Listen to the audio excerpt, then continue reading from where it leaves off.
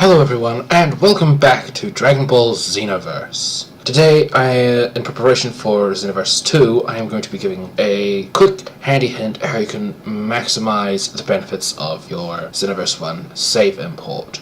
Now, as far as I understand it, when you import your save data from Xenoverse 1 into Xenoverse 2, you get awarded a certain amount of TP medals based on how many parallel quests you've done and how many high-level characters you have. For an example, if you've got one level 99 character, it might give you, say, 50 medals for that, but if you have all 8 spaces given with a level 8, each with a level 80 character in them, you might get, say, 150 medals. Now, these of course aren't exact numbers, this is just an example, but as you can see, having more characters and especially maxing them out at a higher level will reward you more patrol medals. The reason that this is so important is that you can only import your save data once. Also, of course, naturally you'd want to maximize that before you start investing a lot of time into Xenoverse 2. So today I'm going to present you with a quick and easy way to get your characters up to about level 70 to 80 with only a little bit of effort. This method works best when using a very range-heavy character or a strong basic attack build. Saiyans have this easy because they can just go Super Saiyan and use Infinite Ki to just spam and ruin their way through this, and it's really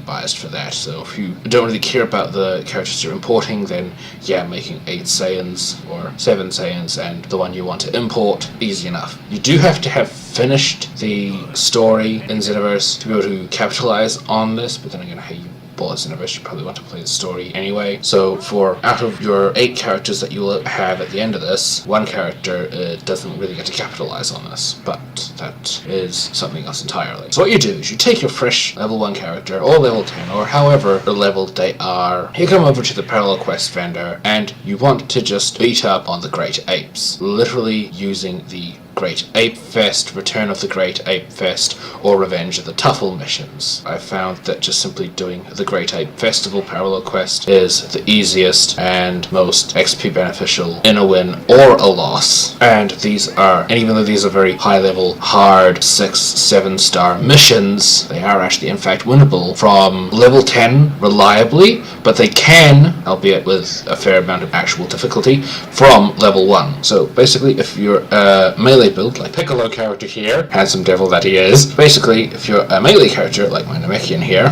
you want to punch the apes in the nose without getting hit, otherwise you'll die, obviously. Then, once you've punched him in the nose enough and his guard breaks, you then just grab him by the tail, pick him up, and slam him face first into the ground. You will do a fair amount of damage. You can clear him very quickly. Now, for the Saiyan or ranged approach, what you want to have equipped is Chain Destructor Disc Barrage or Special Beam Cannon, or both. There are other moves that do alright against this. I think Death Ball, Perfect Shot, and Big Bang Attack all do really well to help, are all really good key attacks for breaking guard. However, I have not played Xenoverse in quite a while, so I'm a little rusty on the technique.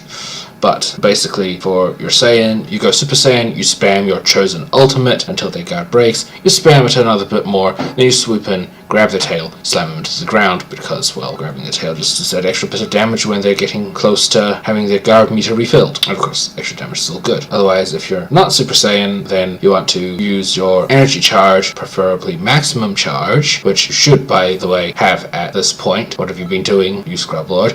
But anyway, charge up your ki, blast with supers like Perfect Shot and Big Bang, or you can fire off an ultimate like Chain Destructor Disc and break the guard that way. If you're not using the Super Saiyan approach, you need to approach this a bit less spammily and plan out your ki usage so you can maximize your damage while his guard is down, because otherwise, well, you're going to be doing this forever. And if you want to get this cleared from level 1, you do not want to be doing this forever because you've got a time constraint. So you want to try and do this as quickly as you can, or at least as efficiently as you can. The more damage health-wise you do to him, not guard-wise, the more experience you'll get at the end of the mission, even if you lose.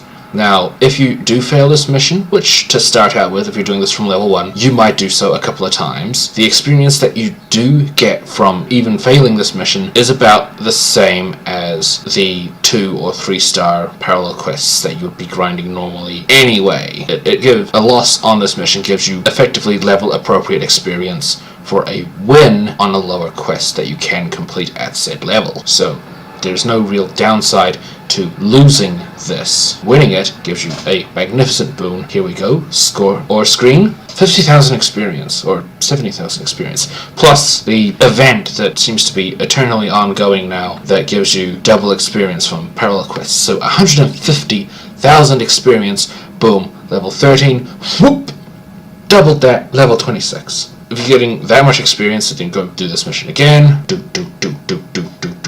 Do. Score screen. Another buttload of levels. This is just simple, easy. Grind this for an hour or so until you get bored. Go play another game, make a cup of coffee, whatever. You can spend an hour on this. Boom, level 80 character. So again, it's boom, easy. However much time you want to sink into grinding this, do it. It pays off. And of course, probably the only reason why you are grinding this is just, again, as I said, you want to maximize your benefits from your import data. Which, some advice on that actually, if you don't care about aesthetics and you only care about min-maxing your gear stats, Google the info first.